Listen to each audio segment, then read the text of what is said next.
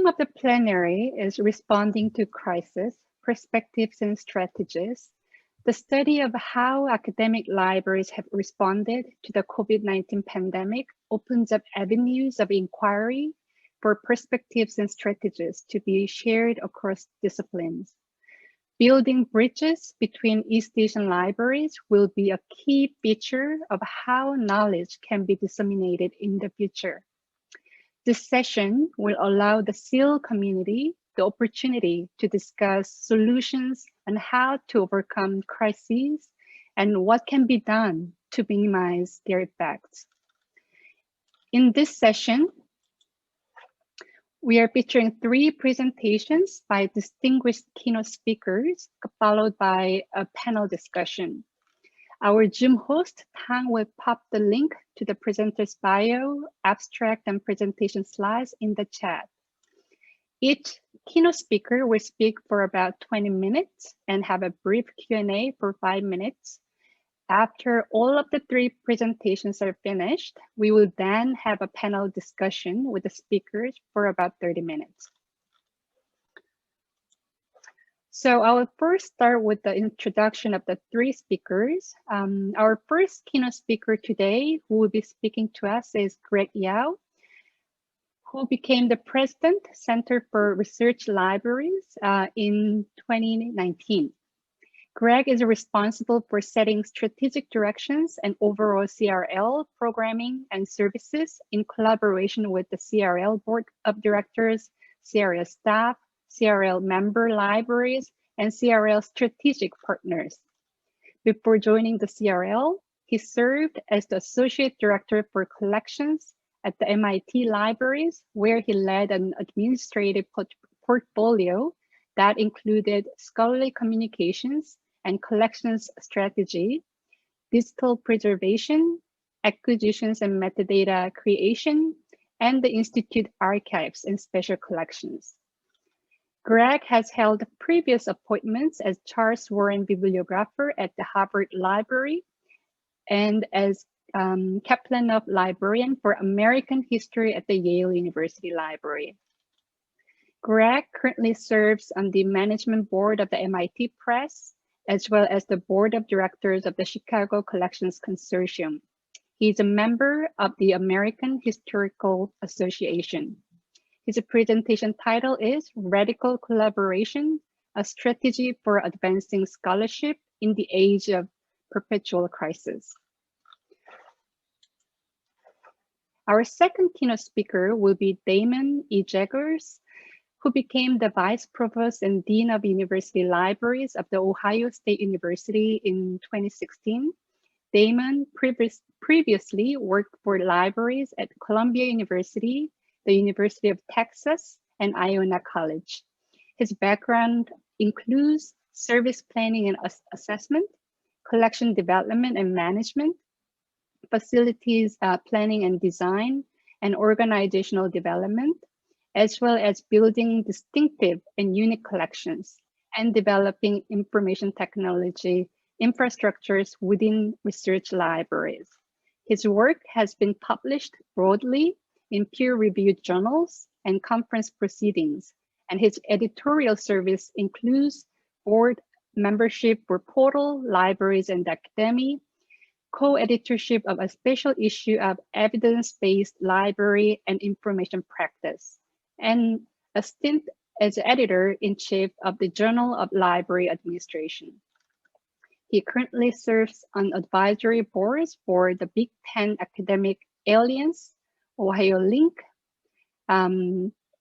toward an open monograph ecosystem, in short, TOM, the Association of Research Libraries Digital Scholarship Institute.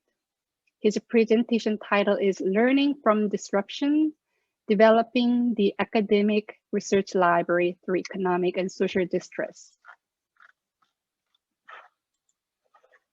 Our third speaker is Peter Bae, who is the Assistant University Librarian for Scholarly Collections Services at Princeton University, managing the library's access and acquisition services, and a member of the IFLA Document Delivery and Resource Sharing Standing Committee.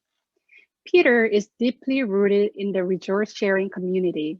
He served on the ALA RUSA STARS Executive Committee and the International ILL Committee, and also served as Secretary of the IFLA Document Delivery and Resource Sharing Section Standing Committee. Recently, he planned and organized rscvd.org, which is received.org, an international resource sharing initiative. Before Princeton, he worked as an ILL librarian at the University of Albany and Columbia University Libraries. Peter is interested in all matters relating to libraries' resource sharing activities, particularly their international aspects. His presentation title is Resource Sharing in the Times of COVID-19 and After. Welcome to all of our keynote speakers. And now I'd like to turn the floor over to Greg. Good afternoon, good morning, everybody. I'm absolutely delighted to be with you today. And let me just share my screen and pull up my slide deck. And there we are. So listen, if my talk today has a thesis, it's this. We're all navigating some profound challenges. We're all learning to navigate a whole series and suite of crises. But my thesis is that for us to move forward together to advance scholarship and research-based knowledge creation, we can just leverage the power of community. And if we have a capacious view, an open stance to celebrating and centering community, that's the path forward. So I've divided my remarks today into 3 sections. I want to reflect a bit on crisis. And what is crisis? And what is the nature of the crisis in the moment we're now navigating? So I want to contextualize crisis. Second, I want to talk about centering values and first principles of librarianship as we navigate the path forward. And then I'm going to end with a few ideas for how we might work together to leverage the power of community in the years ahead. So let's talk about crisis, contextualizing crisis.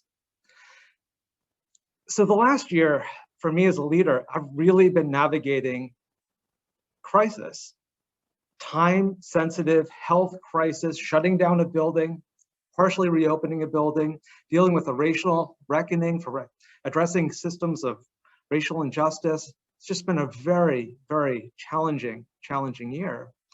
And as I've been navigating an honest-to-goodness crisis, I've been reflecting on my own use of the framing of crisis throughout my career. And it occurred to me that as an historian, I've never known a moment as an historian that hasn't been framed by crisis in the humanities. And as a librarian, I'm 20 years into my career, I've never known a moment as a librarian that wasn't framed by the scholarly communications crisis or the serials crisis.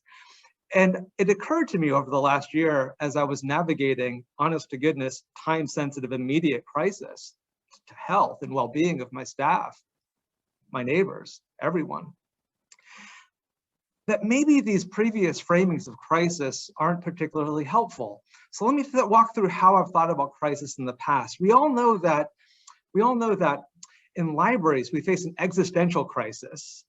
And so I'm describing one example here. You know, John Palfrey wrote this terrific book, Bibliotech, published in 2015. And I love this quote because John Palfrey really frames this existential crisis that we face in libraries. And he frames it as the digital storm, the digital revolution. He says, the changes wrought by the digital revolution add up to a perfect storm for libraries and librarians. And this next sentence, I think, is particularly interesting. He says, the perfect storm is so terrifying because the role that many librarians have seen for themselves historically is not a great fit for the current era. Terrifying. He uses the word terrifying. I think that's really remarkable. And this is 2015. This is long before I ever thought anything of COVID and the COVID crisis, already navigating a profoundly anxious-filled environment librarians were. And as an historian, as I've tried to understand that challenge, the digital revolution, I've tried to place that in historical context. And I've often taken solace by looking at book history and the work of historians, particularly the work of Elizabeth Eisenstein, who did really wonderful work on the coming of the book, the printed book.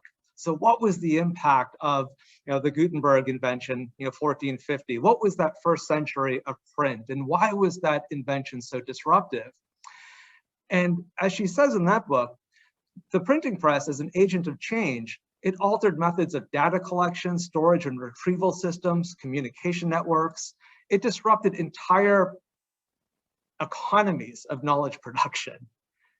And it was incredibly, incredibly disruptive, a disruptive moment. And so when I look back at that first century of print and I think of the digital revolution, I think, well, we've been here before. We've navigated these spaces before.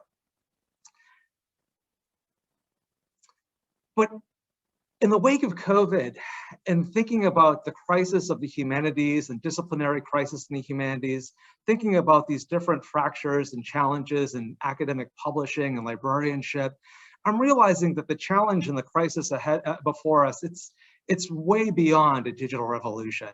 It's not really a crisis, I think we're looking at in knowledge production. It's more condition. It's more a condition. Crises have beginnings and ends. COVID will begin and end. But some of these challenges in knowledge production are more of a condition to navigate. And the more I think about it, I think about this quote from David Scott. And he has this wonderful quote that says, "We inhabit a moment of crisis, which is at the same time a moment of possibilities. The old options are widely felt to be unattractive, but new ones have yet to define themselves." And when I think about David Scott's framing, I tweak it in a little bit, and I think about this. This is the condition we navigate now. We inhabit a moment of post-coloniality. That's the condition we're navigating. So it's not the COVID crisis. It's really navigating what does a post-colonial knowledge commons look like.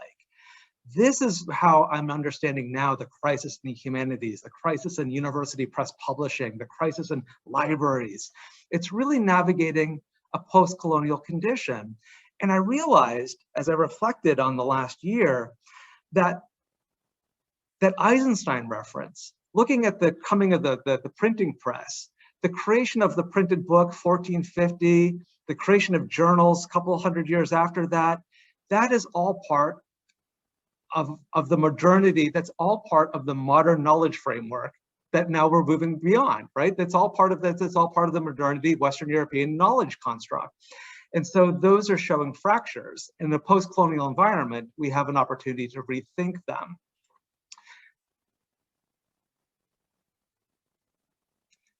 All right. So if we understand the crisis, not so much as a current crisis, but as a post-colonial condition, how do we make the way forward? How do we get our footing in this new environment? And I think that we really have to center values and first principles and use them as a guide forward. What I mean by that is that former disciplinary boundaries, former professional boundaries, right? The division between academic publishers and libraries and academics, those are all problematized. We need to rethink them. In centering values, we have them. Inspired by the ALA values, the Society of American Archivists values, diversity, equity, inclusion, democracy, public good, responsible stewardship. We know our values. They're great. They're completely relevant for now and the future.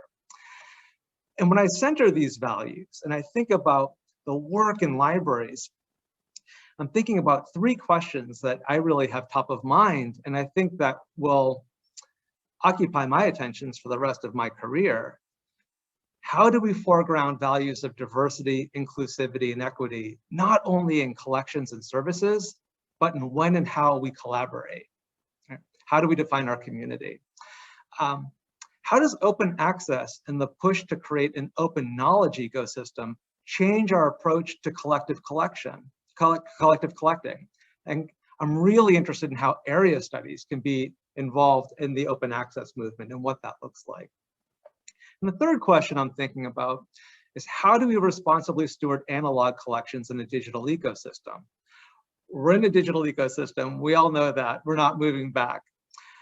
And we know that print and analog resources they're less important in a relative sense than they once were. But less important in a relative sense doesn't mean unimportant. So what does a responsible resource allocation in our print and analog resources look like? These are three questions Like we're all navigating together. So how do we chart the future? How do we make our way forward, centering these first principles and these values? Well, one, we really have to have an open posture and a capacious view to defining community.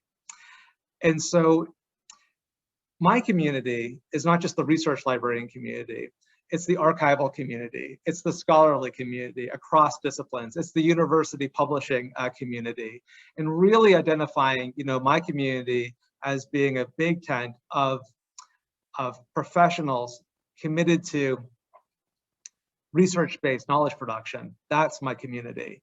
And finding ways for the different parts of this community to come together and work together, that's what needs to happen, right? We need to embrace paradox, right? Crises have solutions. Conditions need tools to be navigated.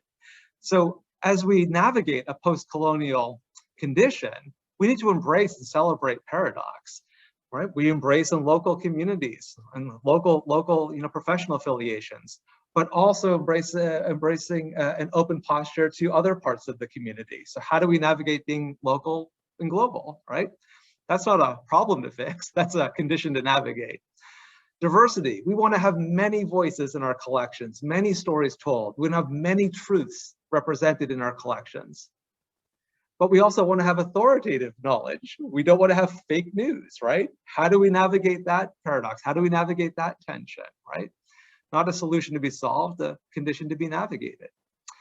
Contemporaneous and perspective. This one I want to explain a bit more because it may not be as evident as the others. We know that with resources constrained, we need to meet the needs of researchers right now. So just-in-time collection building, right? What's the return on investment for building collections right here, right now, to meet needs right here, right now? But a responsible approach to building collections doesn't have a parochial view of time, right? We wouldn't want to have a parochial view of time when we're looking at climate change. Neither should we have a parochial view of time when we're looking at collections. What about future users and prospective users? And so how do we meet current needs of the research community while also being mindful and respectful of voices to come? And then of course, analog and digital. I'm not going to talk about that. We talk about that too much. So I'll move on. So past is prologue. Taking a post-colonial approach to understanding our condition, I think is extremely generative. And it not only opens up spaces for more voices from international communities in the global South to participate more vigorously and actively and equitably in knowledge production and sharing. It also, quite delightfully, allows us to appreciate Western European knowledge production arrangements in new ways. So for instance, if you look at a pre-modern Western European ways of knowledge creation, what we find here is that the barriers between authors, scholars, and publishers, say university publishers, and libraries, right? These were all brought together. These roles weren't as specialized or set apart in early modern Europe, and it's more of an ancient model of knowledge production. So post-colonial framework, it's not anti-Western. It actually allows me to appreciate different aspects of Western history in a generative way. And I think that Anthony Grafton captures this well in this quote in his scholarship. And this is a quote, I think this is the first time I'm getting a chance to use this quote in a presentation, but I've wanted to use it for many years because I think that Anne Gilliland, she's an archivist and a professor at UCLA. I think that she's been doing groundbreaking, visionary work on professional identity for 20 years. This quote is now over 20 years old. And in 2000, she was calling for the need for a new professional identity. And she called for a professional community that wasn't defining disciplinary boundaries by librarians or archivists or scholars, but calling for a new professional identity around an information meta community. And I think that Anne Gilliland was absolutely right in 2000. And 2 decades later, I think she's even more, this resonates even more strongly to a larger number of us. And so I think that this is a real model for how we can look at the disciplinary and professional boundaries that we've inherited, celebrate them, but move beyond them with a sense of radical collaboration and a capacious view to defining and embracing our larger community of professionals dedicated to research-based knowledge production to navigate and define the road forward. And then finally, I want to celebrate this quote, celebrate community, because it's all about how communities of practice dedicated to research-based knowledge production can work together to create a knowledge ecosystem that's healthy and robust and aligns with our values of diversity, inclusivity, and equity. And creating community is really, really hard, and it's also really joyful. And I think Bell Hooks, who has just such a humane approach to knowledge production and pedagogy, and such an inspirational intellectual in many ways. She says we have to center sense of humor, even in times of crisis and even dealing with painful topics, always centering sense of humor and maintaining an integrative balance as we celebrate diversity and difference and build community. I love that quote, and I'm using this as pretty much in all of my talks, especially now more than ever. So the topics I covered today was talking about crisis, but reframing crisis and trying to situate research libraries and knowledge production in a post-colonial condition, right? Trying to resituate some of our conversations. Centering first principles and values, professional values, to use them as a guide, a compass to navigate the road ahead. And then also give a few examples for how we might think beyond inherited disciplinary practices or professional communities to embrace a radical, what I'm calling radical collaboration to move forward as a healthy knowledge production community. So thank you very much. Thank you so much, Greg, for your thought-provoking and illuminating presentation. Thank you. Any questions for Greg?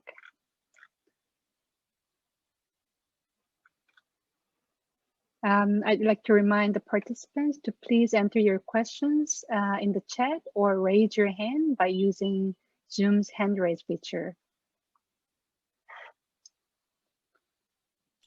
There's a question on the chat, Hannah. Yeah, can you go ahead with the question?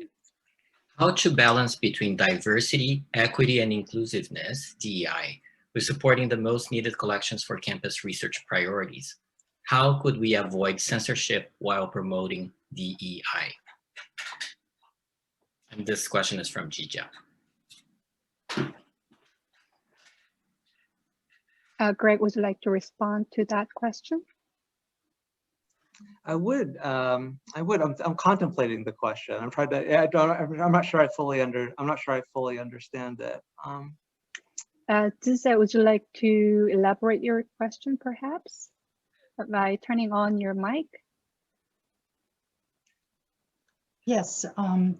As research libraries, each campus has its focus of research strengths and priorities, and also have limited funding.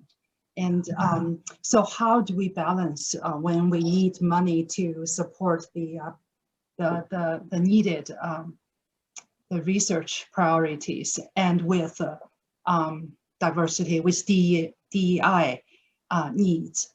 And the second part is when we talk about DEI, there's lots of, for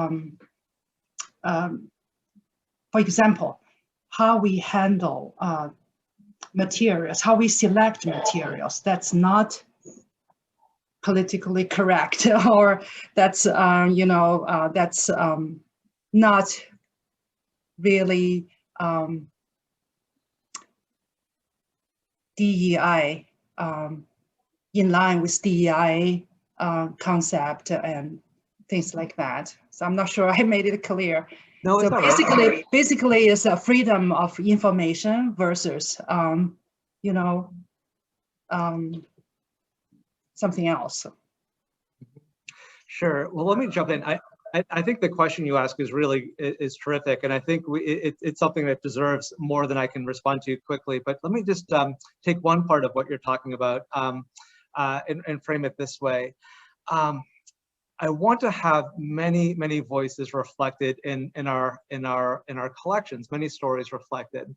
But in a meeting I was in last week, David Magyar, I don't think he'll mind me quote him, but I need to credit him. He talked about the difference between marginalized voices versus marginal voices. So, capturing voices from the Black Lives Matter movement, that would be making sure that voices at risk of being marginalized are centered and celebrated.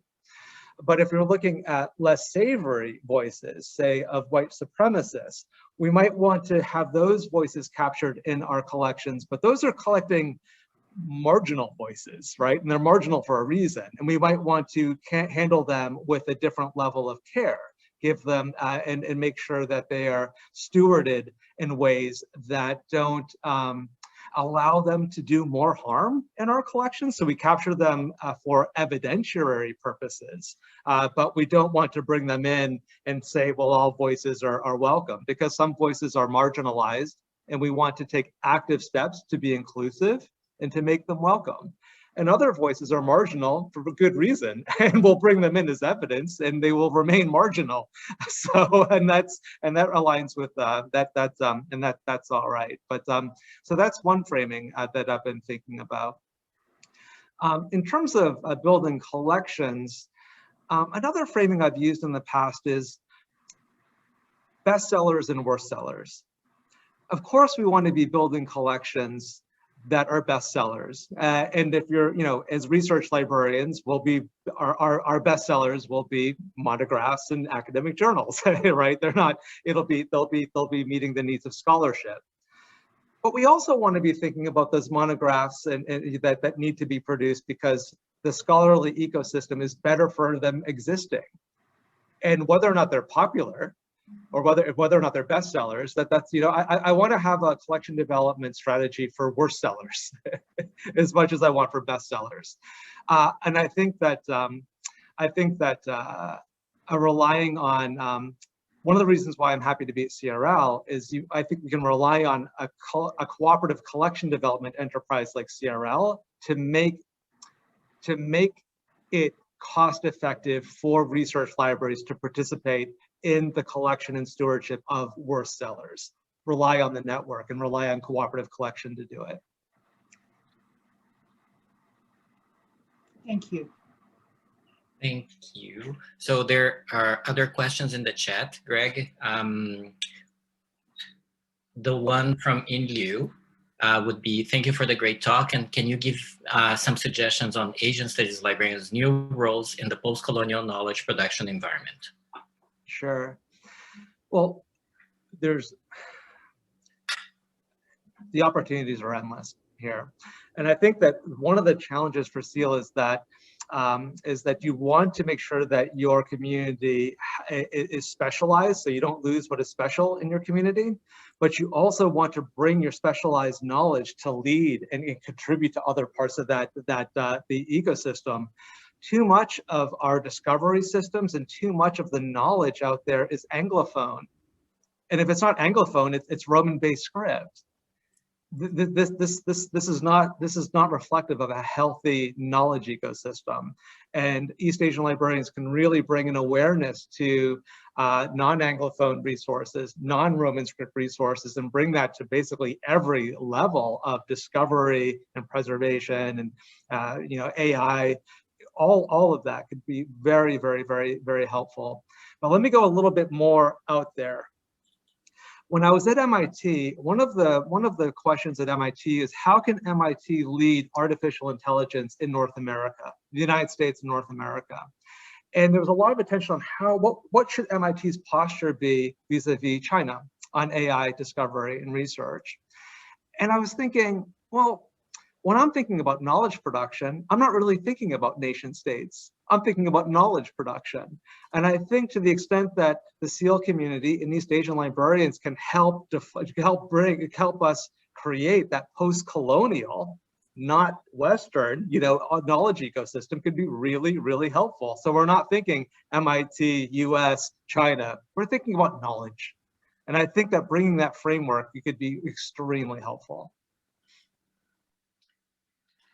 Yes, the next comment is Xiang Li. She just wanted you to share where you got the thought from about marginalized and marginal collections. She would like to read more a little bit about this. Oh, sure. That was a comment. I was at CRL, we have a collections services and policy committee, and the chair of that committee is David Magyar at AUL for collections at Peter's colleague at Princeton, and David chairs the group, and he introduced that in conversation. It was one of those moments in the meeting where we said, wow, we really have some brilliant colleagues here. So that was David. David came up with that. I think he came up with that on the fly. I don't know. So Thank you.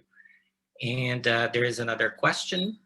And Hannah reminds that it's going to be the last question for now, and then you can other people can actually bring it up at the end. So Su Chan is asking, question to Greg Yao, in your vision and outlook for the CRL, where East Asian Studies is situated?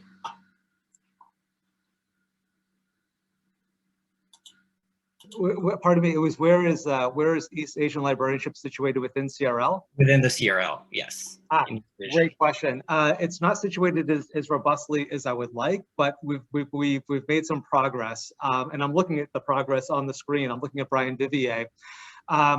We at CRL, that Collection Services and Policy Committee that's a board level committee, and that committee charged a subcommittee for international content and collections, because that's really, the real focus of CRL has always been building international collections.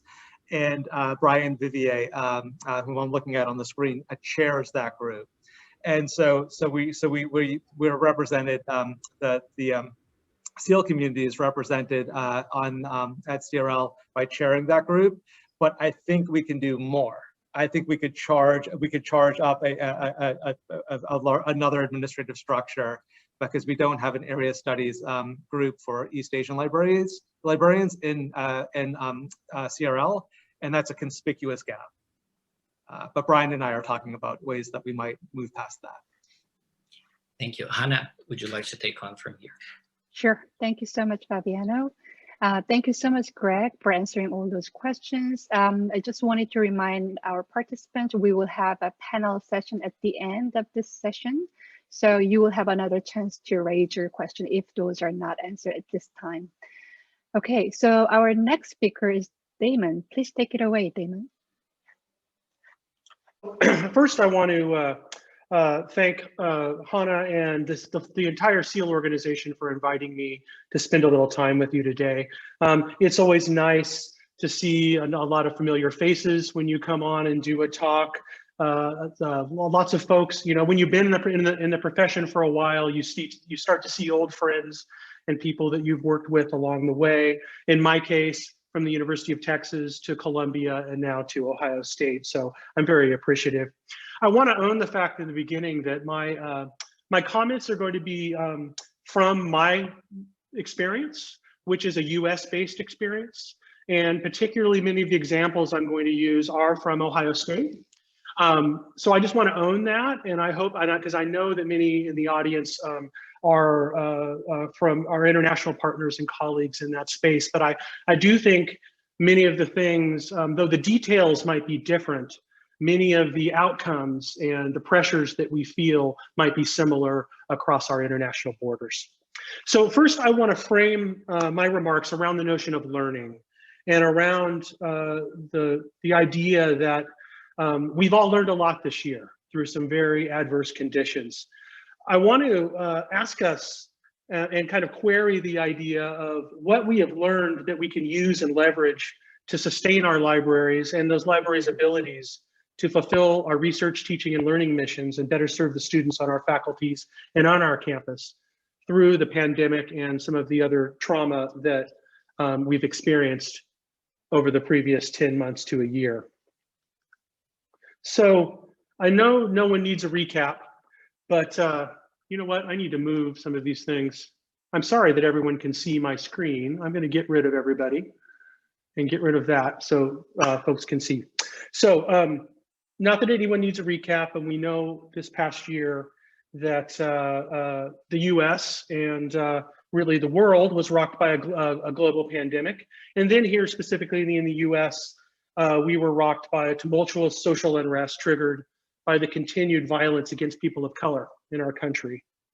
These twin dynamics work separately and together to disrupt all of our lives and the institutions we work for, the institutions we interact with in important and sometimes traumatic ways. On the individual level, as the pandemic hit, we were sent home to do our work and sent home to in isolation. This was done to protect us. We learned a lot. We learned to do our jobs remotely using digital tools that some of us had not perfected previously. But for many of us, this led to deep emotional and social stress. The fallout from the lockdown resulted in challenges all over our national economy, including for our parent institutions. As instruction and service delivery went online due to the lockdown, revenues for universities decreased significantly, resulting in real budget cuts for support units like university libraries. So simultaneously, we saw people in the streets demanding social justice for communities of color who had been long inequitably treated by societal and governmental institutions like law enforcement, and dare I say, institutions like universities, often for generations. The fallout from the protest movement brought that social and emotional toll of structural racism that our BIPOC colleagues take onto our campuses and directly into our libraries, directly into the workforces and the discussions in those workforces in our libraries, where frankly, inadequate institutional responses to ongoing evidence of this inequitable treatment was called out within our organizations. So 2020 was a lot. It was a lot for all of us. And I haven't even mentioned the ongoing political disruption that roiled the country for the last several years, but was particularly nasty in 2020. So we have all lived some version of this over the past year, but what have we learned from it?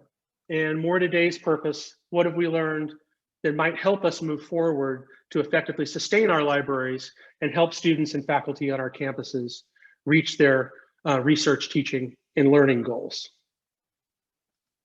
So here at Ohio State, a working group was established to gather information at the university level that could help us answer these types of questions. At State, there was this working group established that was really put together so we could answer similar questions at the university level and to try to understand what we could learn moving forward from our collective experience. I had the opportunity to serve on this task force with several other administrators, and we've learned a lot. We held several forums with different groups of faculty, students, staff, and administrators, framing conversations around these three questions, which really boil down to, based on our experience, what do we expect our new reality to look like? What problems will we face?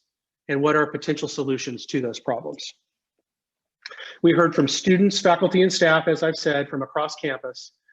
We talked about the successes and failures that these groups experienced.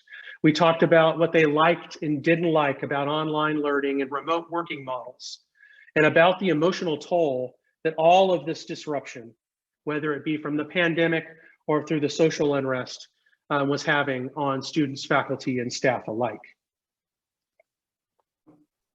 There were a lot of takeaways from the work we did, but for our purposes, I'll really just focus on three. First, we learned that we at the university can operate very effectively in virtual environments for a large swath of our work. Not all of it, of course, but it's pretty clear now that much of our workforce can work effectively remotely and effectively support research, teaching, and learning. For us in libraries, there are certainly exceptions that I'd want to point out. Many of our faculty and students on our campuses still use print materials and conduct artifactual-based research. They need access to physical artifacts. It's a relatively small across the entire population of our students and faculty, but it's an important constituency that we all know was disproportionately affected when our reading rooms were closed and resource sharing was suspended last spring. We also heard loud and clear that the workplace flexibility the university provided to enable faculty and staff to support their children's schooling, faculty members' medical care, elder care, and the like, while working from home should be continued. Offering this flexibility didn't reduce overall productivity and showed the university's commitment to its faculty and staff as real human beings with real and actual lives. In several of these conversations, this particular flexibility was discussed as a workforce recruitment and retention tool and as a possible differentiator for Ohio State as an employer if it was to continue this flexibility with its workforce. It was also noted that the pandemic amplified long-standing economic and social vulnerabilities. As we all know, it's always been the case that faculty and staff have struggled with many of these issues, such as childcare, such as caring for someone in their family who might be ill. These issues that hit all of us during the pandemic disruption. There have always been issues surrounding things like childcare and elder care that our employees have struggled with, especially those employees from vulnerable communities and who often happen to be our lowest paid. It was suggested that the pandemic opened a window on many employees' struggles when they were extended to those with more power and privilege. We were exhorted to please remember that when the campus returned to whatever normalcy becomes moving forward.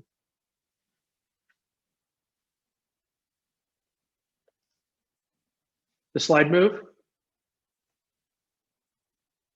Yes. Good. So in trying to pull all this together conceptually, for me, I often think I think visually. So I tried to pull up what these dynamics look like. And we see on the left on this slide at the institutional level, the operational disruption brought on by the move to online instruction and service delivery, of the closing of dorms on our campuses for public institutions in the United States, often the reduction of state subsidies. All of this created by the pandemic resulted in the weakening of university budgets and then downstream the weakening of libraries' budgets. On the individual level, if we look over on the right hand of the slide, we see the social and emotional stress created by the pandemic as it threatened and continues to threaten all of our health and well-being, coupled with the distress created by the social unrest that we've experienced. That was very real and continues to be very real within the organization of Ohio State, and I'm sure that's the case in many of your organizations. Add to this the economic uncertainty that so many of our colleagues felt as people within their families or even themselves experienced the repercussions of job loss and the disruption of their livelihoods. All of these factors move towards the center and create for all of us a reality where we have vulnerable people working in increasingly vulnerable universities and libraries. So how does all of this affect the research library and its ability to sustain its missions, supporting research, teaching, and learning? If you'll allow me, I'm going to outline some of the ugly realities that many of our libraries are facing that put downward pressure on our operations budgets. And for me, that means our ability to hire the expertise and staffing capacity we need to adequately support research and learning on our campuses. So for many of our libraries, Ohio State included, we received significant budget cuts in the pandemic. This is not news to many of you. As an example, here at Ohio State, we received a $1.5 million operations budget cut. Some of our colleagues fared better across the country and with our international partners, but many fared worse. These cuts came on top of years, for some of our institutions, decades of stagnant or decreased investments in library operations. Again, as an example, in my library, the operations budget hasn't been increased for over a decade, outside of annual merit increases for our faculty and staff salaries. I differentiate this from collection spending, which has been supplemented over time with cash infusions over the same time period. I differentiate those because, as many of you may well know, there are cultures in many of our institutions of sacrificing operations budgets. Those are the budgets that we spend on our facilities, our people, and everything else from our collections budgets. There's often cultural trends within that. There are good reasons for that in some extent, but it has come at the expense of this increasing pressure, compounding pressure on our operations budgets. So what this ends up leading to are gaps in workflows and expertise at many of our institutions. At Ohio State, what this ends up looking like, and some of the colleagues from Ohio State that are on this call can definitely tell you these stories. We don't currently have the language expertise we need to adequately process foreign language collections. We don't have the capacity we need to appropriately and in a timely way process our special collections that we bring in.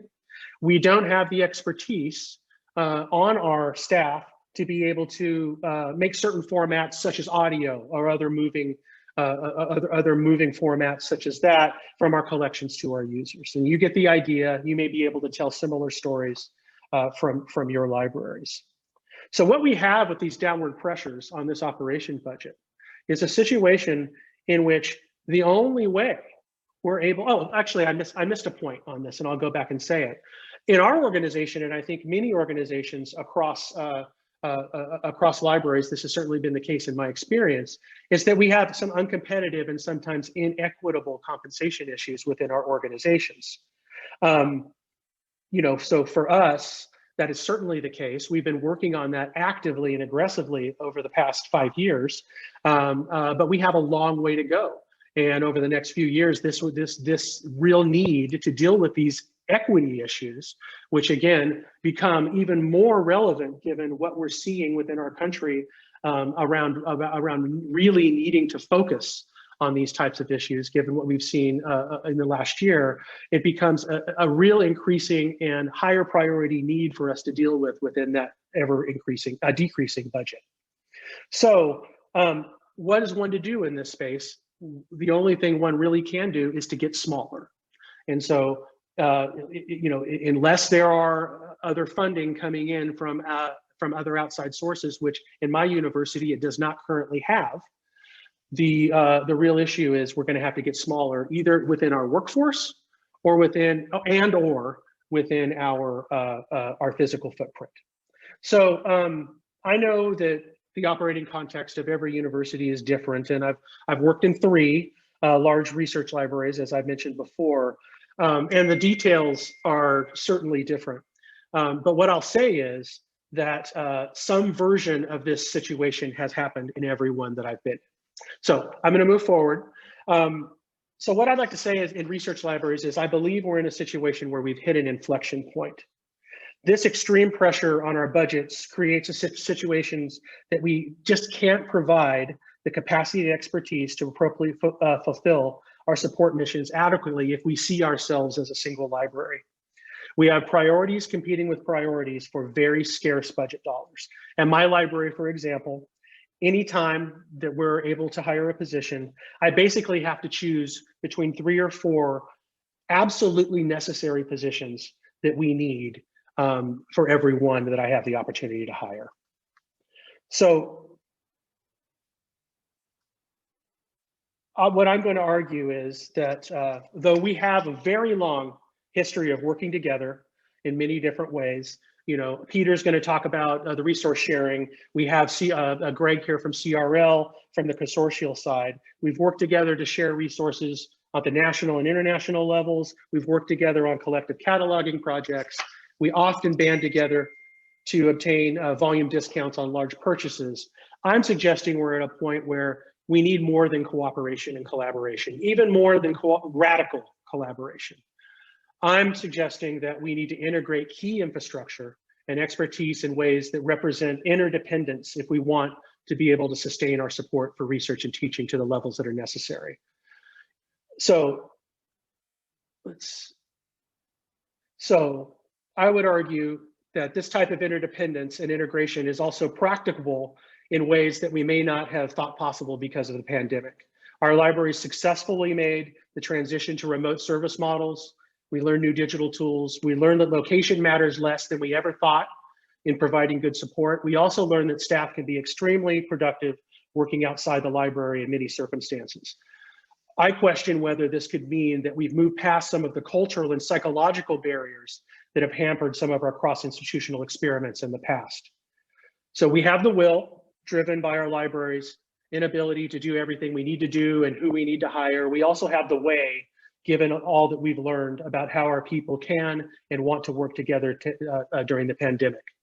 I see that I'm very close to time, but I just wanted to say that, just to end with, I think that what I've tried to do is give you a library dean's view of why something like the big collection effort that's happening within the Big Ten is necessary.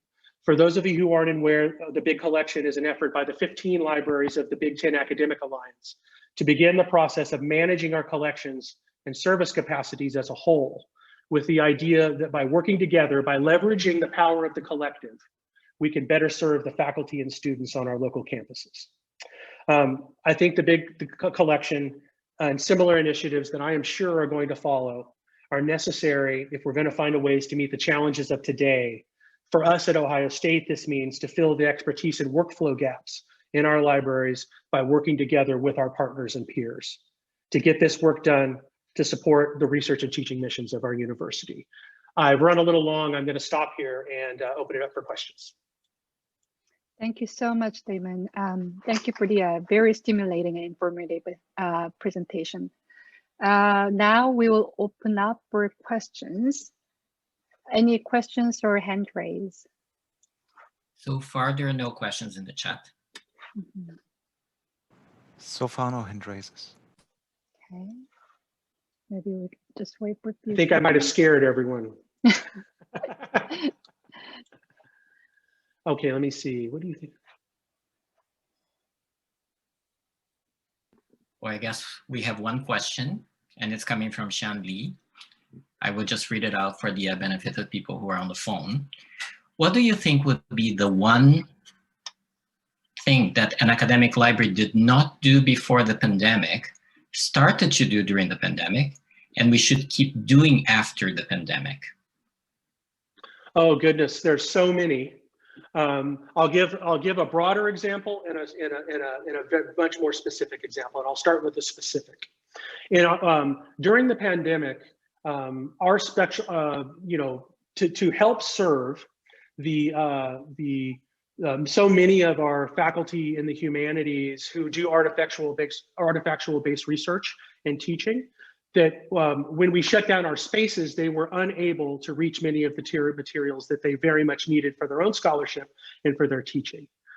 Our special collections staff and faculty rallied and figured out technological ways in which they could actually serve, either whether it would be taking digital surrogates, on-the-fly digital surrogates, using consumer electronics, iPads and iPhones to get these materials, that kind of, so they showed a type of flexibility on the fly way of helping their users that both in the spirit of helping and serving, we shouldn't lose that. And also, many of these people were not, many of our folks, this isn't the way in which they've served their users in the past, and we should never go back in that space.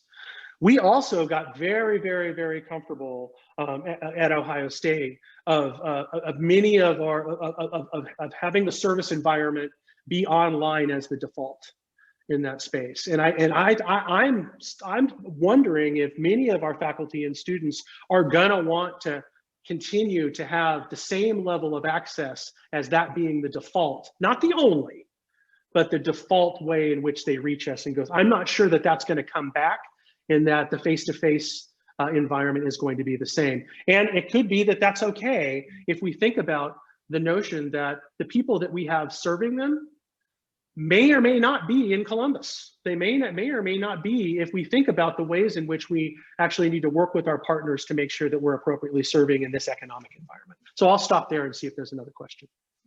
Yes. So there's a comment from Sharon, and she says that she has 25 years as a shared East Asian Studies librarian, 5 colleges in Massachusetts. Wouldn't give it up for all the world. I hope not. We have one more question, and it comes from Eric Buckenmeyer.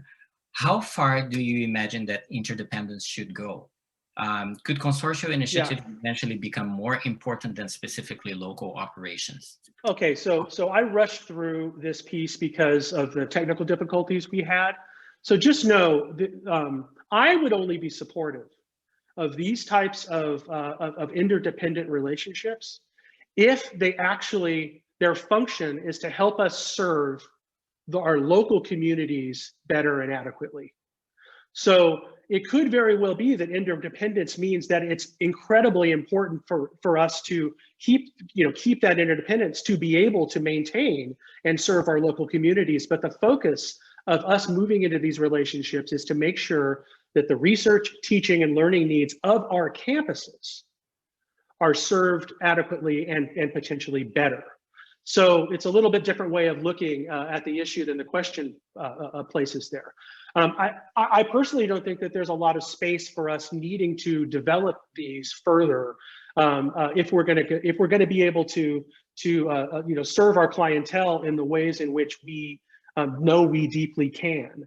Many of us in these institutions, in our institutions that are being stretched in the ways that I described, are just moving towards a space where it's not sustainable anymore. And our answer is going to be, it's not whether or not interdependence is coming, it's let's get in there and make sure that it's done right, and that it's done in the ways that don't sacrifice the local for the good. They're done in ways that it's only done because it enhances the services that we provide locally. Hannah, do we have time for more questions? We have a couple of questions still lined up. Oh, maybe we can go with the one more question, perhaps. So, and that's from Anne-Marie Davis. Damon, thank you again for joining us today. As you envision radical collaboration through models like the Big Collection, how can specialists working on the ground take everyday steps to help make this happen? Yeah. Thank you, Anne-Marie. One of ours, go Bucks. What I would say about that, and it's actually something else that was in my remarks that I didn't get to, is that this absolutely will not work in the way that activates the collective for local good if area studies librarians, people on the ground in whatever areas that we're collaborating in, aren't part of creating what this looks like. In our case, these are early days. The Big Ten has a long history, 25-year, 30-year history of working together on big projects, but moving together within this more interdependent model where we're building platforms where we understand our collections are more fully around the data, that we're enhancing what resource sharing might mean around the partners, where we might actually start thinking about modeling our service provision as a whole and as a collective. That only works if the individuals in all of our organizations are involved. And so that's the model we're taking. I'll give a shout out to our area studies librarians at Ohio State, who have actually called out the leadership within the Big Ten, which includes myself, to say, this has to work with area studies librarians and for area studies librarians and the people that they serve at the organization.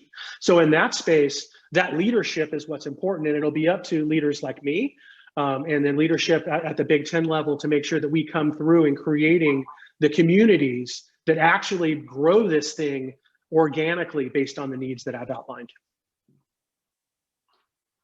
Thank you. Thank you very much. I see a couple more things in the chat. Please do bring them to the panel discussion time. Okay, so now we will move on to our next speaker, Peter Bay. All yours, Peter. Okay, so let me share my screen first. Can you hear me okay? Yes. Yeah, I saw a couple of weeks ago a news article in which a math professor realized that he was on mute after 2 hours of present lecture. So I hope that is not happening here. Okay, good morning and good afternoon, and maybe good evening for some of you. And my name is Peter. I'm working at the Princeton University Library, and today's presentation is more about the initiative that I did. It's less about the Princeton University. And first of all, I wish to thank Hannah and other organizing committee to invite me for this session with the two prominent captains of our industry. And after Greg and Damon talked about the strategies and broad tactics, and now I'm going to talk about the specific operations, if I can compare it this way. So my topic is about what either community can do in the times of pandemic. And I will talk about a specific initiative we started last year around this time. Wow, it's almost a year ago now. So just think about the last year when we started to closing the libraries and no one, came to the campus. And there was a resource sharing network that worked before was not working properly. And also, if you see the internationally, it was really, situation was very dire. And I started to talk with some of the colleagues in Italy at the time. They were, in a harder situation than us, and the entire country was locked down. And unfortunately, I saw that the same situation happens now after a year. That's very unfortunate. But we discussed what, as a resource sharing community, can do for our colleagues in Italy. Then the discussion easily expanded. Why not only Italy? That there are other countries who suffer the same problem. So we discussed, until even now, there's no reliable international resource sharing networks, as you know well. So we just decided, let's start something small and simple first, and then we see whatever happens coming up later. Maybe it's also depend on, because of my nature, that I'll just start first, think later. So that's how it started. And I named it as a RSCVD, which means resource sharing in the times of COVID. Maybe I was reading the Love in the Times of Cholera, this Marquez novel. So that from there it comes up RSCVD. And then somebody later realized that RSCVD could be read as a received. So in the resource sharing field, received is the final goal that we wish to accomplish. So let's call it as a received. So we created the received.org webpage, and we got really valuable assistance from the Open Access Button group that is based in London. They try to create a reliable search tool that searches net to find open access articles and materials. So later I will show you the web screen of our initiative, but it will try to find open access materials first before even making a request. So after all this, and our initiative started last year in April 21st. And this is the simple screen when you go, you will see when you go to the receive.org. From the starting, you can search the paper you are looking for. What it will do is it will try to find an open access article. And if open access article is somehow available from some place on the internet, you will have immediate access. If it cannot find, then you will see the next screen in which you have to add the citation. And then you have to add information about yourself. So this is an interlibrary, so we want you to use official library email account so that we can provide not to an individual, but to a library. And then you can add, by when do you need and other informations. Many libraries has a local resource sharing management tool, which may have some reference numbers that we can include it later when we deliver the articles. And the screen you see is a Google spreadsheet where all the requests coming from the web will be gathered there. And we have volunteers from 13 or 15 different countries who are reviewing this incoming request. And then they search their collections. And if they can find anything that they can supply, they supply it. and then mark status as a done. So you can see the green rows are the ones that is already delivered. And then there are others to be also waiting to be fulfilled. So this is very simple tool. It doesn't require any developer's time at all. That's how we started. Simple and easy to use. So as I said earlier, only librarians working in a non-profit libraries can make the request. It's an interlibrary loan, not interpersonal loan. Occasionally we receive the request from an individual, and unfortunately we have to deny them and let them talk with their librarians. And also because we ask them to use their official email account. In many cases, like ILL at something.edu or document delivery, so it's pretty easy to find. And also with the internet, we can always, 99% we can verify what this person is doing. And also the delivery is only electronic delivery, which means either book chapters or journal articles, which the supplying libraries can get as electronic resources, or some fortunate library can scan those materials and they can send the files electronically. And importantly, we do not charge. This is a free service. And when the money is involved, things become complicated. So we don't want to spend time to handling the financial matters. So all the volunteers join our program, assuming that they will provide these articles without charging any money. And copyright is big. One of my big boss in Colombia, Jim Neal, once said, when people hear the copyright, their eyes just glaze over, and no one wants to deal with that. Or this is very sticky issue. But at least in starting our initiative, we said just follow the copyright law in each country. It is not only the US project, this is an international project. So each country has a different copyright law. And actually, because of that matter, I can tell you, I started, at the same time, we tried to have another side project in which the countries where the libraries are still in operations might scan something from their library and provide a PDF file to other libraries in other countries. But because of that particular country's copyright law, which does not allow electronic delivery, we cannot move forward. So copyright is always something that, when you do the, especially the resource sharing project internationally, that became an issue. So by end of 2020, we received more than 10,000 requests, and then about 6,400 requests were filled. So about 60% of field rate. This is not bad, given the fact that these were all volunteering libraries, and they use their spare time to provide the materials. And also 600 items were supplied even before making the request to the open access button. And as you saw, our simple system does not calculate the average turnaround time, but I can tell you that 50% of the requests will be filled within a week or so, in some cases within hours. So the most important thing is that volunteers share not only their resources, but share their skills, their search skills. Some of you who might work in interlibrarian before, I can tell you, you love to search, you love to find. Maybe as a librarian in general, we love to find, we love to solve the mysteries. So a lot of volunteers, they use their search skills to find the materials, which is available online someplace, but couldn't find, it couldn't be found by the requesting libraries.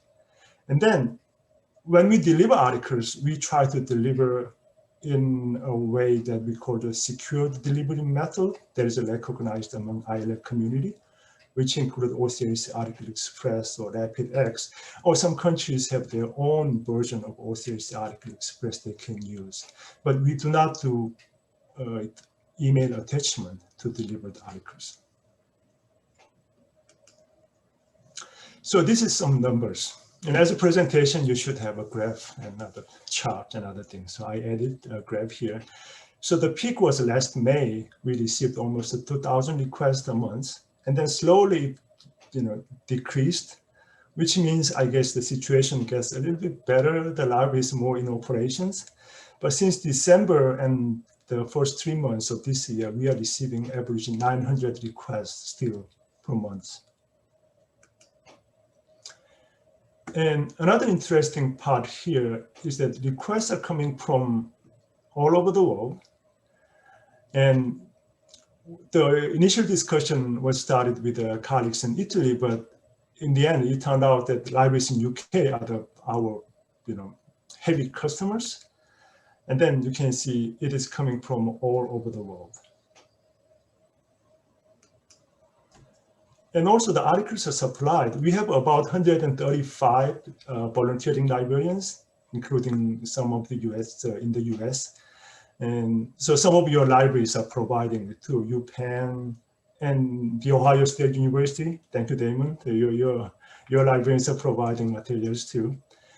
But also we have colleagues from Spain, UK.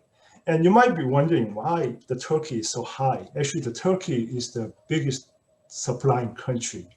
That may depend on the members in our volunteering group, but at one point it all turned out very competitive. So which university supply more? So I was providing the statistics monthly, and then it generated really a competition among the supplying libraries. So the future plan we are doing now is that initially we thought maybe by end of summer, August 2020, situation will become normal, so we can stop. But as you know, it's not. That was very wishful thinking, but that's not true. And also we found this is really an interesting initiative which can continue for the future. Because as I said earlier, there's no reliable international resource sharing network. So this could be a base to create an international resource sharing network.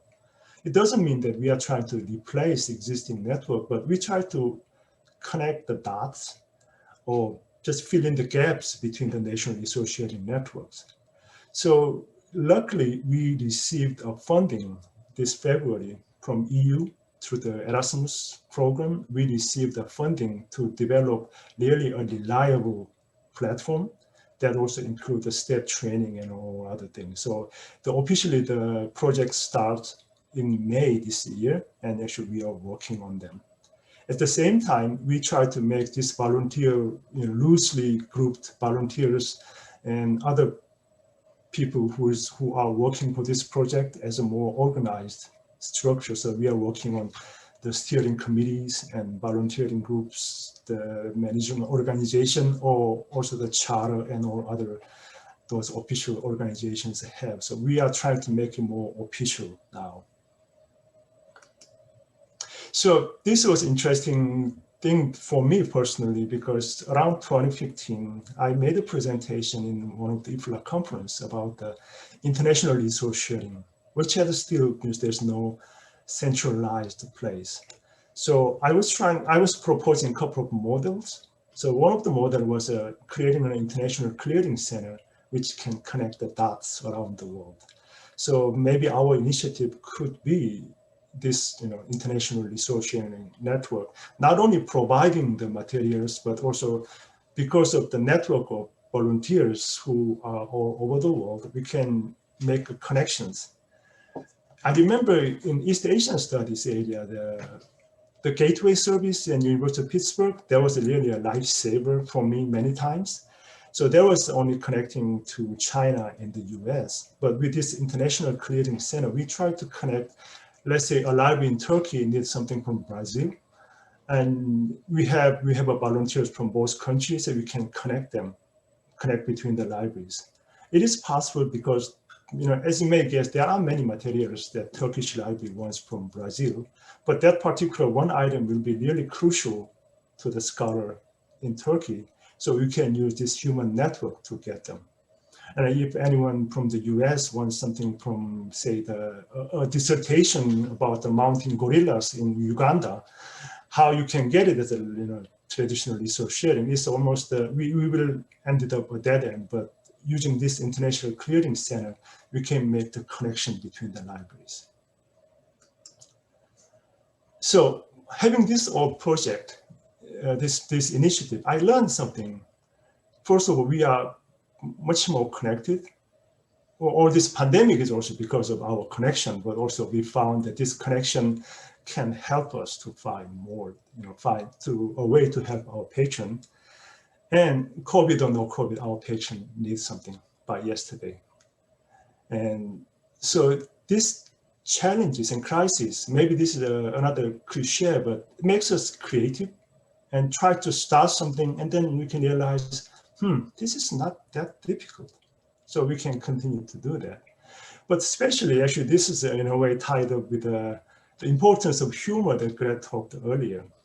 Having this kind of international project with a very different, people from all different backgrounds, you need a clown who can make people laugh, and then who can make people feel comfortable. And then they can work as on the same level. So I really use this occasion to say thank you for all the volunteers. And you may check with your interlibrary librarians, you will find some of them are actually volunteering for us. So this is our motto that I'm telling them. Just scanning page by page, article by article, we are making the world a better place.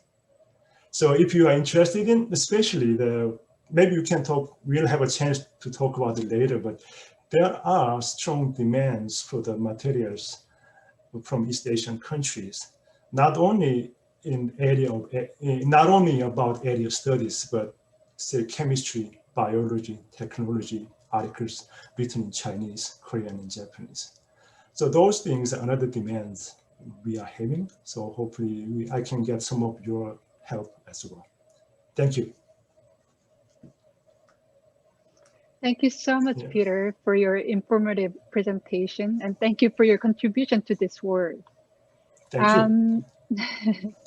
Now we would like to open up the floor for a few questions for Peter.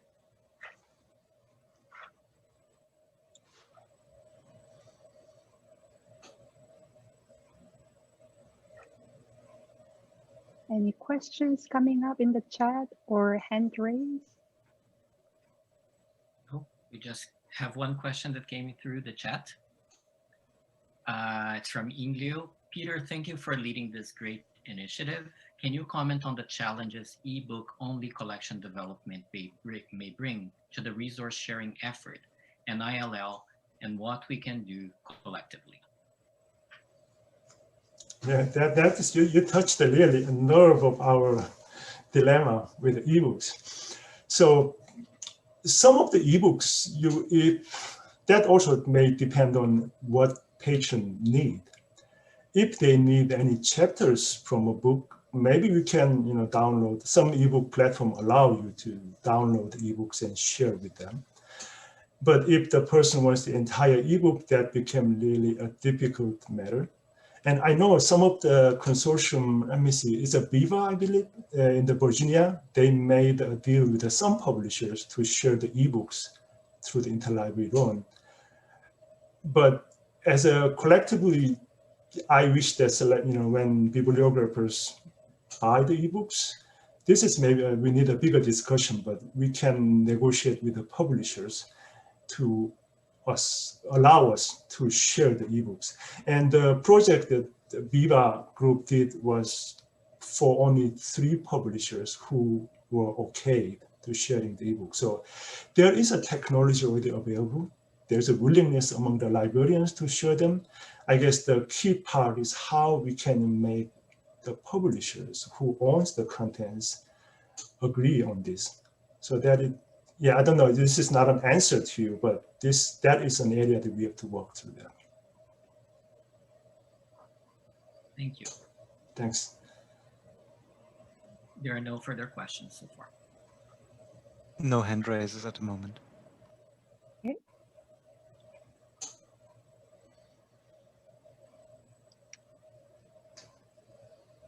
I can read out a couple of the comments that are coming through. The Pittsburgh Gateway has been fabulous, and the ESCA Korean Studies Librarian has also helped us.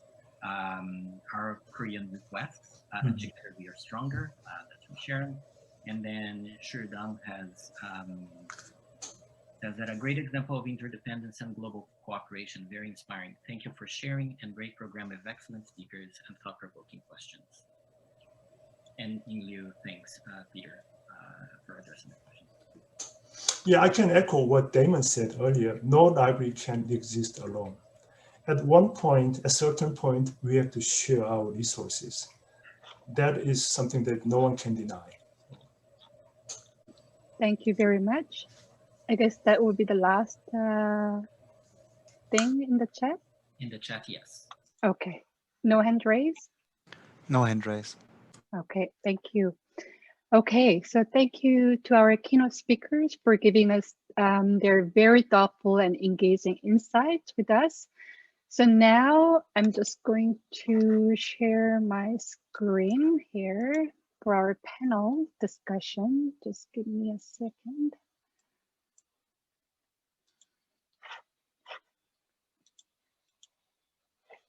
Do you see my screen? Yeah, great, thank you. So now during the next 30 minutes, we will have a panel discussion with all of our three speakers. In order to effectively facilitate this session, we have collected questions from the CEAL community ahead of time last February. We have categorized similar questions for our panelists so that as many questions as possible could be discussed and explored during this limited time of panel discussion today. Once we go through the received questions, we will try to take your questions as long as the time permits. When you submit your questions, please indicate which panelist do you want to address your questions to. Just to start up our panel discussion, I'd like to ask a broad question to our panelists. First, I'd like to quote from Mary Rader, head of the Arts, Humanities, and Global Studies Engagement Team at the University of Texas at Austin, who was one of the speakers at the Collections Forum held in November 2020 last year by the Coalition of Librarians for the Equity and Access, which was formed based on the grassroots alliance of several library area studies associations, including the CEAL and individual area studies librarians last summer. So the quote goes, while many items in area studies collections across the country might be relatively pedestrian or commonplace in their countries of origin, things like literary works, government documents, scholarly monographs, and so on.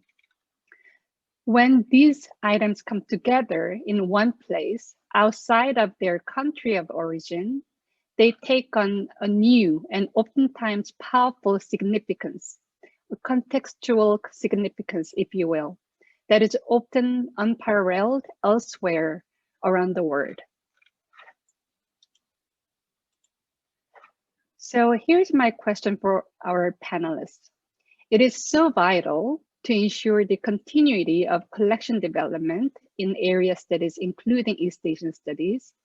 Do you have any suggestions or recommendations for the CEAL community on how to deal with supporting the faculty, students, and researchers during the current pandemic in an innovative manner, or to prepare for another pandemic or a crisis in the future, although I hope that the COVID-19 pandemic will be the last one that we ever need to experience. Let's go with whomever wants to respond to this question first.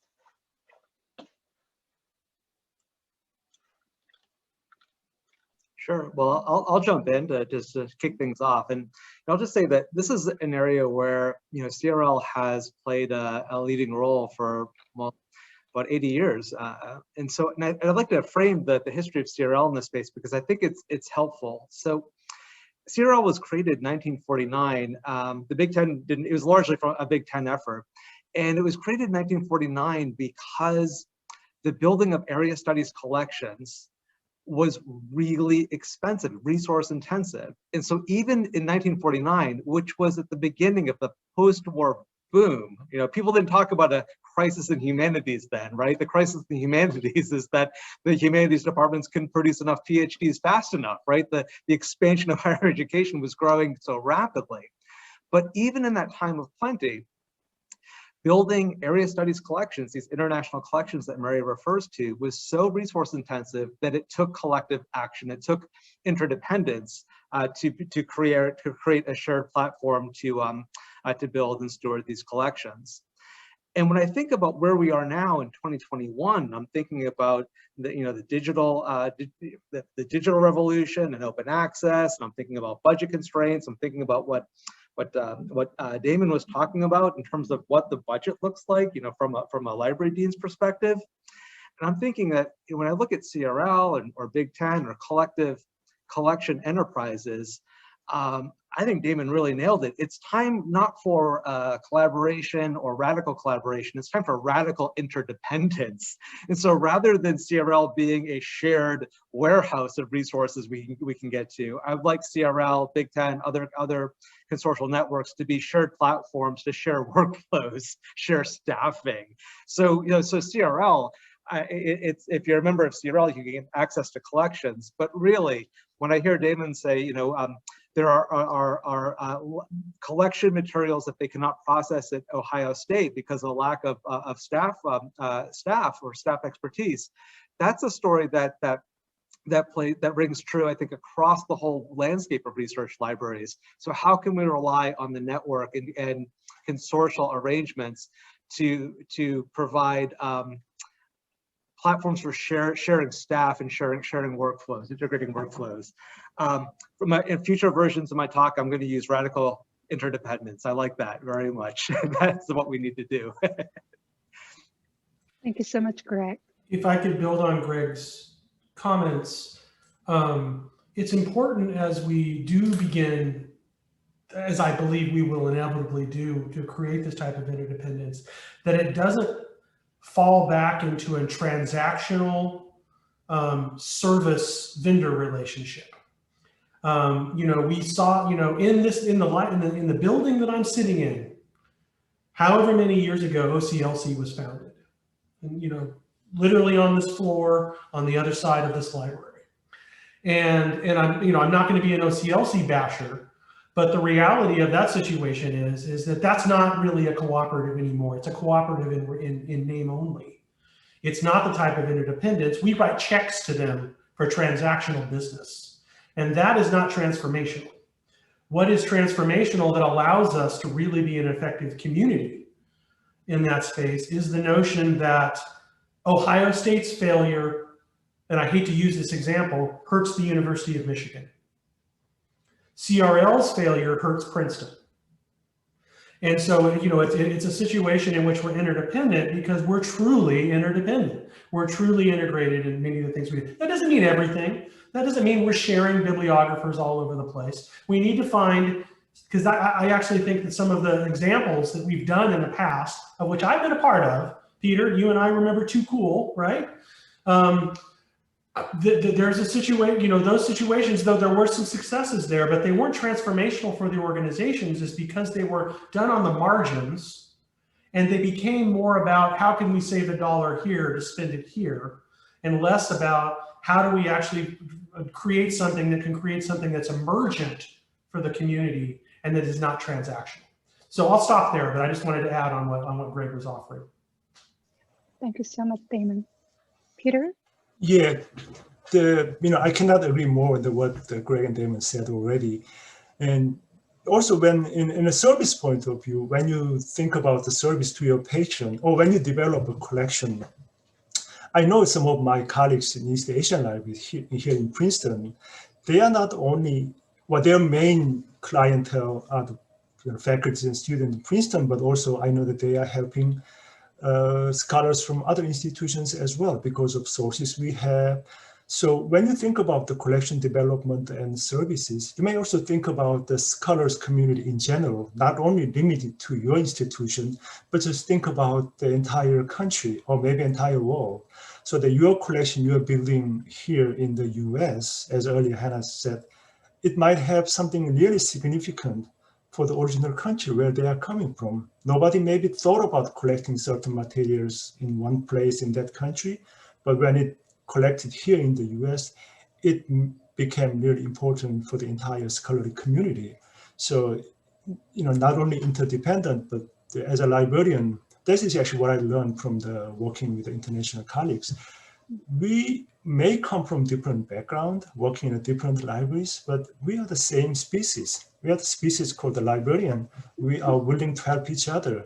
So why not helping others too? So. Yeah, I really like the same species. Thank you, Peter. Thank you all for your thoughtful responses to this question. So now I'd like to go with the questions received from our community. First, those questions are for all panelists. The first one is on collections and resource sharing and services. What is your post-COVID guiding approach to the areas of collections and services? Anybody want to start? I might start here if that's okay with my colleagues. You know, I don't know that, so clearly, you know, as I spent so much time talking about today in my remarks, that we have additional resource constraints, you know, in this space.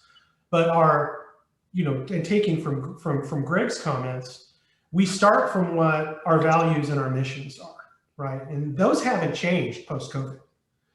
They just haven't. You know, our missions are to support the research, teaching, and learning of Ohio State's faculty and students, and our values are around equity, they're around stewardship, they're around all those things. So none of that's changed, and we have a pretty strong framework about that at Ohio State, about that looks like, and I think that that's true across many of our spaces. It is very much true that there are resource constraints, and so we have to be, and one of those resource constraints is a growing understanding of the feasibility and doability of the jobs that we're asking people to do. So even so, as resources are constrained, and I've argued that we've been hiring fewer people because of that. We actually have to be rational in our approach of the jobs that we're asking our librarians and staff to do for clear equity reasons in that space. So if I have a guiding approach is, in times of distress, the answer shouldn't always be do more with less. The answer should be, we're going to have to figure out different ways of doing these things to have equitable employment experiences and treat the people that work in our organizations like human beings with actual lives. So, you know, so yes, we have to meet those you know, so my job as a leader is to make sure that the people that I work for understand the balance that we have to strike, especially in a place like Ohio State. And we're not alone here, but we have huge scale issues here, right? Anytime we want to roll out as a service, we have to think that we're doing that for 100,000 people. And so those are issues that are already at the top of our minds, but with what we've learned through the pandemic and what we've learned from our, you know, from all that we've learned this year, from all these things that we've dealt with. You know, for me as a leader, I'm really seeing those things through an equity lens, which leads to better retention and recruitment and all those things that we worry about. So I'll stop there. So I don't know if I can go next. So I really, you know, think about the services we started during this pandemic. And in public service point of view, you know, starting a service is not an easy thing. It's very complicated. Starting a new service is very complicated. But stopping a service that is offering is almost impossible. Once you start it, retracting the service is very difficult. For example, in Princeton, we started the pickup service and control digital lending and all other service during the pandemic, which I'm thinking, if we have to start the service normal time, that will take forever. The committee after committee and discussion after discussion, it will take a long time. But because of pandemic, everyone was motivated in a way, or pressure. So we started in a very short amount of time. And now our patients, they initially thanked a lot. But now, after a year, what do you think they will think about? This is normal for them. It is now normal that library offer the pickup service and libraries offer the CDL or digitization services. So after I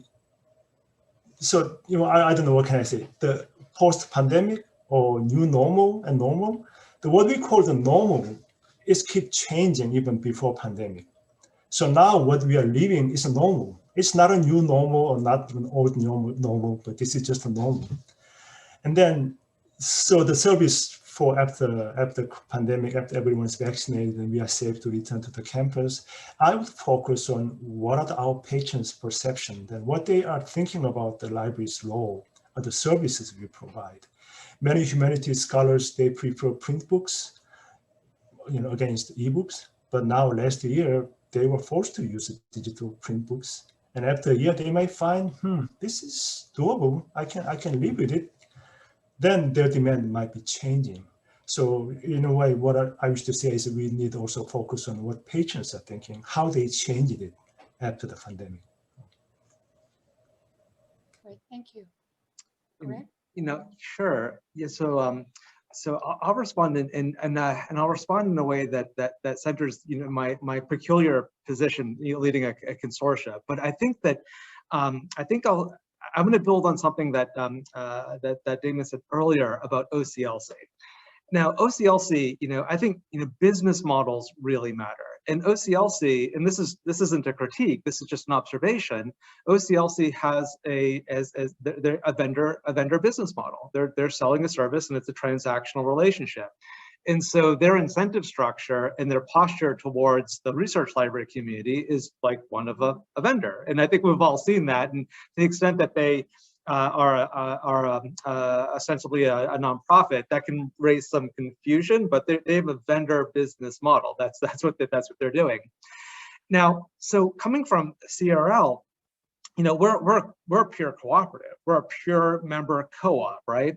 And so, so when I think about all these challenges that our research libraries are facing, I'm thinking, how does the cooperative network space work together to address these local challenges? CRL is not unique here. I'm thinking of Mike Furlow at Hati Trust. I'm thinking of Morris York at Big Ten. I'm thinking of the Ivies Plus Coalition. I'm thinking of the California Digital Library. How can those parts of the community-owned network infrastructure work with the work together? First off, how do we work in a way that we're not duplicating each other's work, but we're reinforcing each other's work, because we're all part of the same cooperative enterprise. Me working with Morris at Big Ten or Mike at Hati, that's something I've got to do. We've got to do. But so how can we, as a community of research libraries, meet local needs by relying on that cooperative network, not that transactional network, right? Because we can't rely on the vendors for some things, but we can rely on different parts of the cooperatively owned infrastructure. So that's something that I'm trying to do from my vantage point at CRL with our CRL members. But in other ways, it's about me working with other partners, whether it's working with Big Ten or working with Hati Trust, trying to work collaboratively with those other parts of the network cooperative space. And again, I'm building on something that Damon said about this can't be transactional if we're really going to go for that interdependence.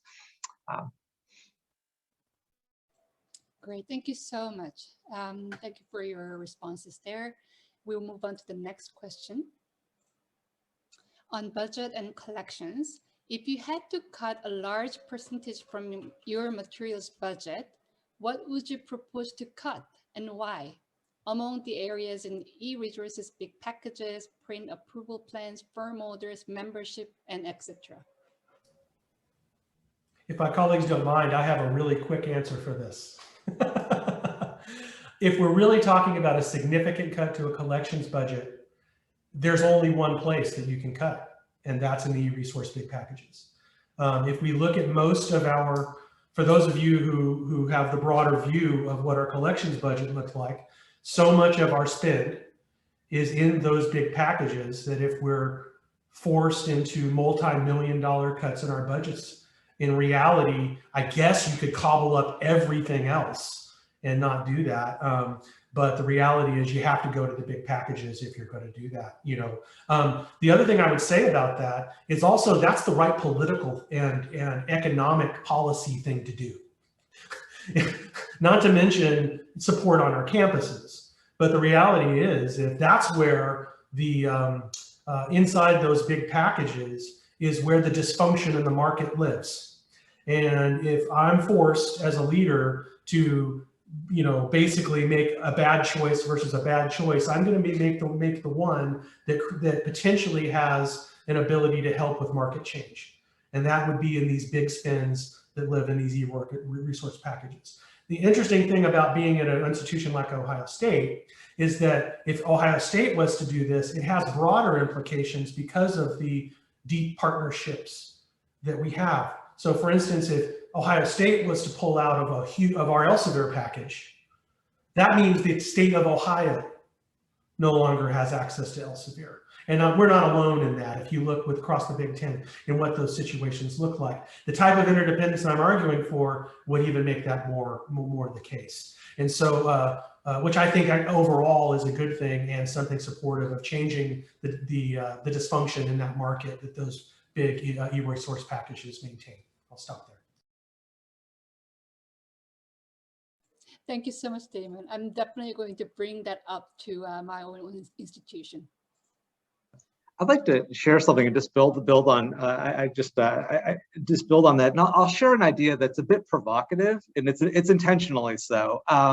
But I started doing something years ago when I was at MIT, and I started to present the idea that if we were purchasing access to licensed content, that was just renting content like I have a Netflix subscription. That's not building a collection. And I started throwing out the idea that to the extent that I and my staff were negotiating for access to licensed content, we weren't doing collection development. We were doing procurement. It's procurement, and it could be handled by other procurement officers on campus. Collections were about archival collections, special collections, collections that we were actually curating and owning for now and for the long term. And so I started to introduce this idea that licensed resources were not collections. Now I know that that's a bit problematic, and I was doing it to be provocative, but I think it's a provocation that can be useful. Yeah. But so I love the idea if that's where we would cut, because they're not really collections. It's like a Netflix subscription. Yeah. Thank you. Peter, I don't know whether you have anything to add to that, or.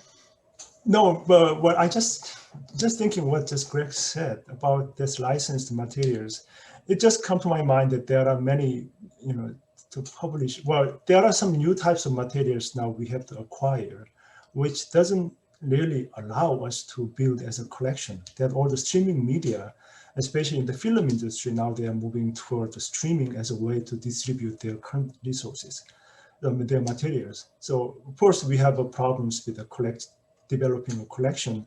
And then also the library's important role as a preserving information and make it available for the future, that's really jeopardized because of all these new changes in technology and media industry. So sorry, this has nothing to do with the original question, but just Greg's talk just reminded me about that. Sure. Thank you, Peter. Now we will move on to the next question on collections and resource sharing. How should East Asian Studies or Area Studies librarians effectively plan for the future through collaborative measures? You have already mentioned a lot of areas, aspects around this question, but if you'd like to add anything more. Is Hannah to me? You mean me? So, well, since it's mentioned the resource sharing, I wish to say that when you develop a collection in East Asia, always keep in mind, as I said earlier, the scholars in other institutions, and try to ensure that your material that you are collecting could be shared with others. When a license agreement or any contract with the vendor says you cannot share, unfortunately, copyright law or fair use, whatever we claim, does not work. So when you make the license agreement or contract, it should be clear that we can share with them. And also this is, in a way, the fundamental question about the library's role in some publishers in other countries, not in the US, thank God. They think that when library buy the books and lend it to their patron, what we can sell.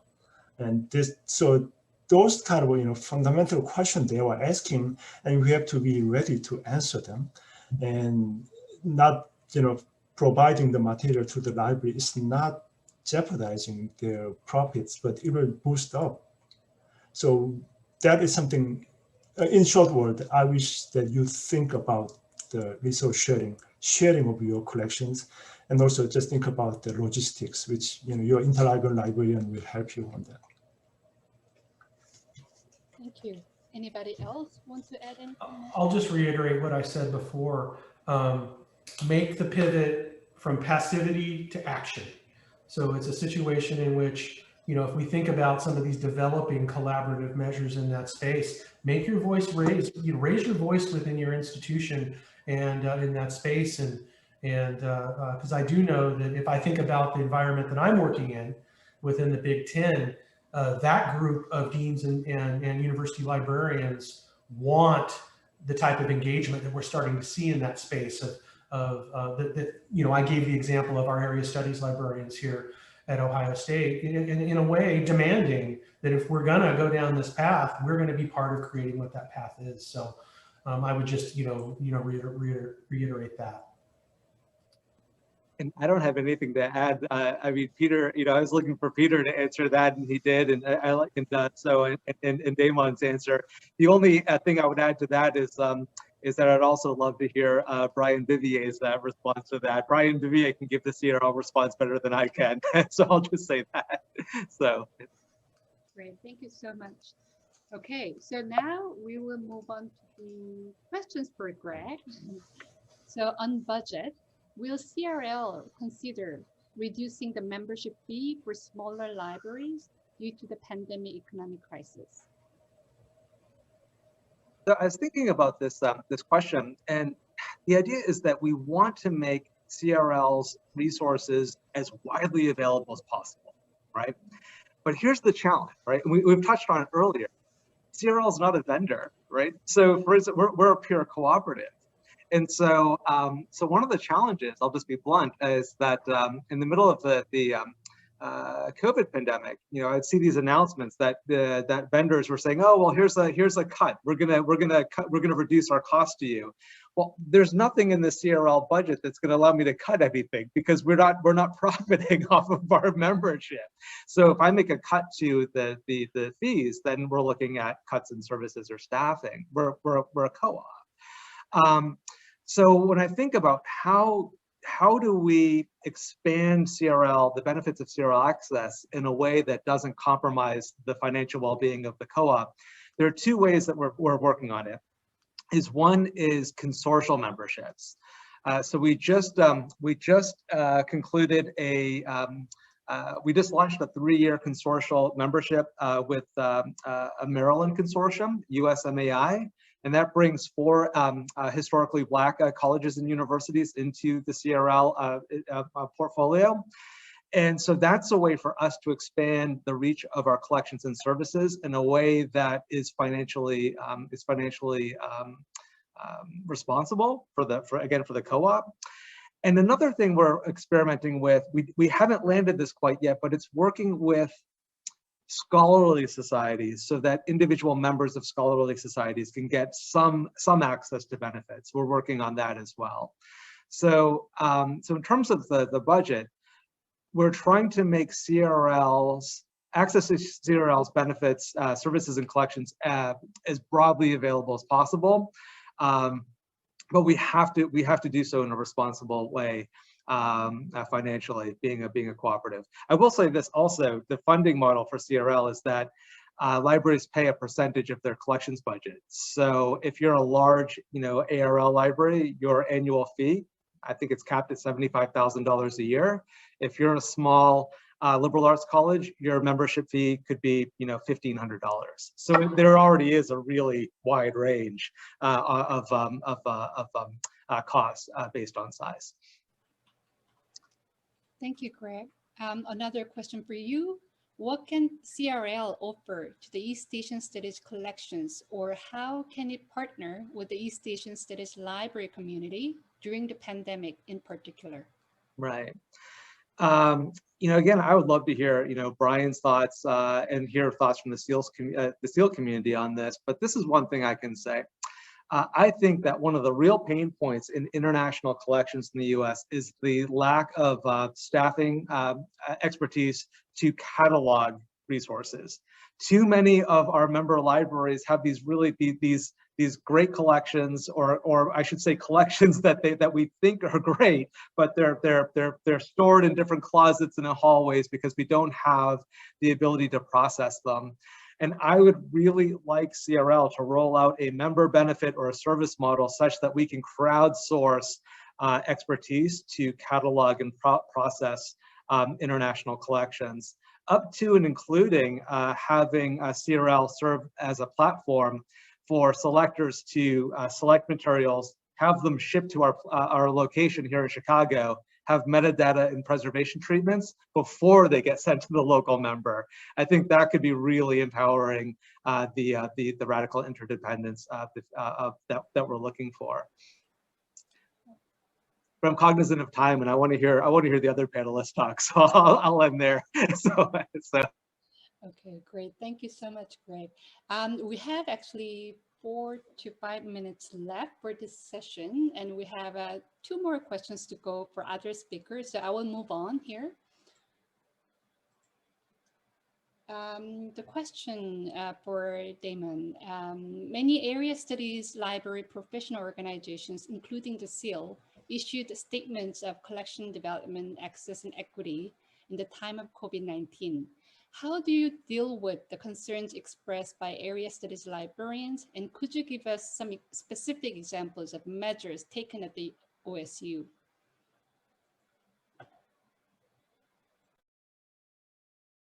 Let me unmute. Sorry about that. Yeah. So yeah, not only was I aware of these, you know, many of these statements as they came out, I actually through ARL met with, you know, many of you on this call as we discussed the specific statement that came out of CEAL. So how do we deal with the concerns expressed by area studies librarians? So from this, I'm taking the notion that in tough times, we don't cut the particular area, right? Whether that be through collections or staff. So for us at Ohio State, about maybe 2 or 3 months into this year, we launched a set of conversations around what equity in our collection space meant. How is it defined? What are strengths and gaps? And then how do we think about engaging marginalized communities in ways that actually don't oppress them? So through those, you know, we're in the middle of that work right now, and that work is ongoing in the space. But one thing that we did, and again, Peter, you mentioned Jim Neal earlier today, who you know I worked with you at Columbia for a long time.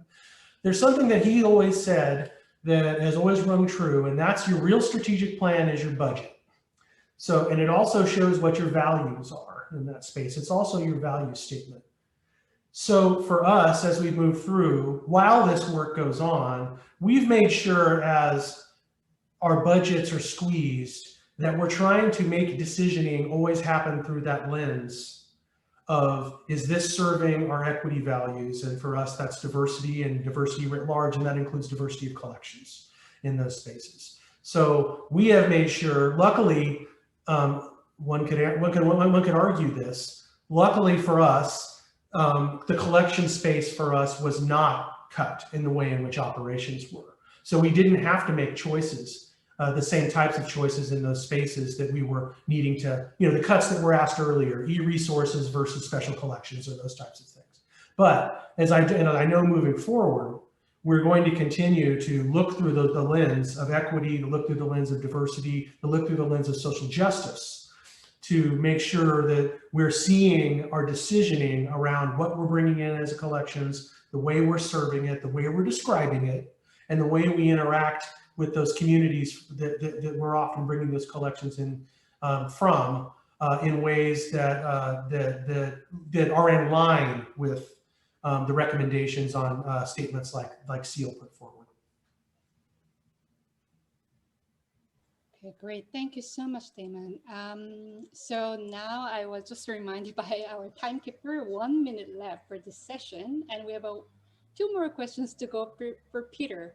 I don't know whether people will be able to, I don't know whether our speaker can stay another 5 minutes. Is that doable? Yeah, okay, great. Thank you so much. And I noticed that there are a lot of questions. I couldn't see the chat box at this time, but there I can see a lot of things are there. So for our speakers, is that okay that for us to share with you those questions received, which cannot be handled during this session? Would you be able to respond just general responses to those so that we can share it with our community after? Okay, great, wonderful. Thank you so much for your cooperation there. So for Peter, the first question on resource sharing, do you see differences in usage data, rejection rates, and etc. between East Asian collections and other area studies collections, as well as collections mainly in English? Well, during last year, the rejection rate is increase because of all the physical condition we have. But the demands from our patron, as I said in my presentation, it didn't diminish. They need COVID or no COVID, they need it by yesterday. So keep asking. And that doesn't matter with the East Asian or other area studies collection, but also maybe I will just repeat what I said earlier, especially the East Asian materials. Now in the resource sharing area, we are talking not only the area studies collection, but the STEM materials, for example, written in CJK languages. The demands for those items are growing, and patrons may not know that this is written in Chinese because they found English title. So later when they receive it, some people just surprised that this is in Chinese. But still, the demands are growing, and so we have to find a good way of providing those resources.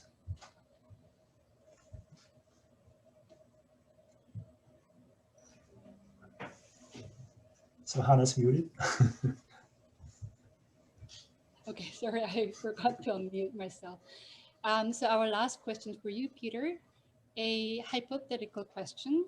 Should libraries still continue to keep their collections of print materials behind closed word locking key to facilitate digital access through a CDL service, even in a non-pandemic situation when COVID-19 is over and the vaccines have all been distributed?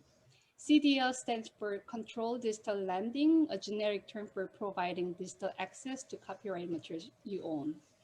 Go ahead, Peter. Yes, actually, I like this question. It's a hypothetical question, so I can daydream now for 30 seconds of my daydreaming.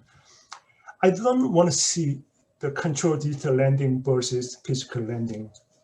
They can stay together, creating a smart system.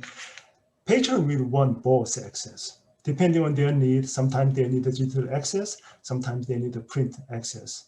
When we started the Hati Trust last year, some people loved it, some people hated it. And when we stopped it for a while, again, some people loved it, some people hated it. So depending on their need, our patrons need both access. So we have to have a way to provide access to both ways. And also, dreaming further, I really wish to see the CDL for the resource sharing. Instead of sending the physical book, depending on need, if you can do a CDL for resource sharing, that will save time for our patrons to get access to the material. And just think about the international aspect of it. If a library in China wants a material from our institution, and if you can provide the digital access to them, that will be a wonderful thing we can do. And then my really big dream that I was dreaming often is how can we tap in the Hati Trust collection, which has been already digitized? Can we use them for resource sharing?